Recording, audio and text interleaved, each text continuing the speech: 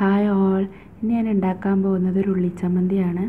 ഒരു കപ്പയുടെ കൂടെയോ ചോറിൻ്റെ കൂടെയോ കഞ്ഞിയുടെ കൂടെയൊക്കെ കൂട്ടാൻ പറ്റിയ നല്ലൊരു ചമ്മന്തിയാണിത്. അപ്പോൾ ഇത് ശരിക്കും അമ്മിക്കല്ലിലൊക്കെ ഇട്ട് നല്ല ചതച്ചെടുത്താൽ നല്ലൊരു സൂപ്പർ ടേസ്റ്റാണ്. അപ്പോൾ എൻ്റെ കയ്യിൽ ഇപ്പോൾ അമ്മിക്കല്ല് ഇല്ലാത്തത് കൊണ്ട് എൻ്റെ കയ്യിലുള്ള സാധനങ്ങൾ വെച്ചിട്ട് ഞാനിത് എങ്ങനെ ഉണ്ടാക്കുന്നതെന്ന് കാണിച്ചു തരാം. അതിന് മുമ്പ് നിങ്ങൾ എൻ്റെ ചാനൽ ആദ്യമായിട്ടാണ് കാണുന്നതെങ്കിൽ ഒന്ന് സബ്സ്ക്രൈബ് ചെയ്യണേ. അപ്പോൾ അതിന് വേണ്ടിയിട്ട് ഇപ്പോൾ ഞാൻ 14 ചെറിയുള്ളിയും ഒരു ചെറിയൊരു വെളുത്തുള്ളിയും പിന്നെ കാന്താരി മുളകും എടുത്തിട്ടുണ്ട്. ഇനി ഇതെല്ലാം നമുക്കൊന്ന് ചതച്ചെടുക്കാം.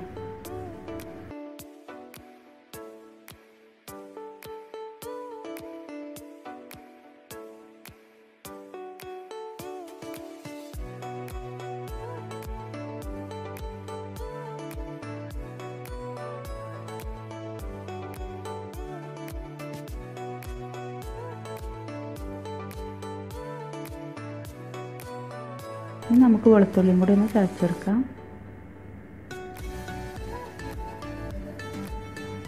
വെളുത്തുള്ളി നന്നായിട്ട് ചതഞ്ഞിട്ടുണ്ട്.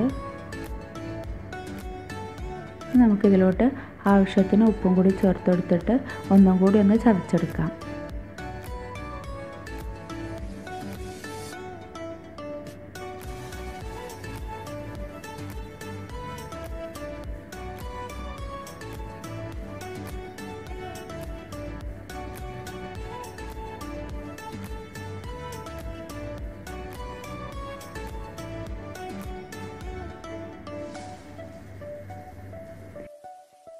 ഇനി നമ്മളിതിലോട്ട് ചേർത്ത് കൊടുക്കുന്നത് കാന്താരി മുളകാണ്.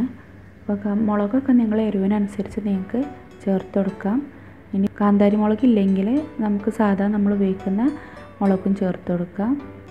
ഈ ഒരു ചമ്മന്തി നമുക്ക് കപ്പയുടെ കൂടെ മാത്രമല്ല, ഞാൻ ചോറിൻ്റെ കൂടെയും കഞ്ഞിയുടെ കൂടെയൊക്കെ ഉപയോഗിക്കാറുണ്ട്. എനിക്കിഷ്ടമുള്ളൊരു ചമ്മന്തിയാണിത്. അപ്പോൾ ഇതെല്ലാം നന്നായിട്ട് ചതഞ്ഞ് വന്നിട്ടുണ്ട്.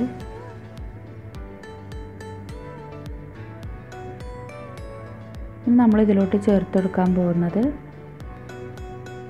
2 ടീസ്പൂണ് വെളിച്ചെണ്ണയും കൂടി നമുക്ക് ഇതിലോട്ട് ചേർത്ത് കൊടുക്കാം. എന്നിട്ട് നന്നായിട്ടൊന്ന് മിക്സ് ചെയ്യാം. അപ്പോൾ നമ്മുടെ ഉള്ളിച്ചമ്മന്തി ഇവിടെ റെഡി ആയിട്ടുണ്ട്. ഇതെല്ലാവരും ഒന്ന് ട്രൈ ചെയ്ത് നോക്കുക. നിങ്ങൾക്ക് വീഡിയോ ഇഷ്ടമായെങ്കിൽ ഷെയർ ചെയ്യാനും ലൈക്ക് ചെയ്യാനും മറക്കരുത്. Thank you.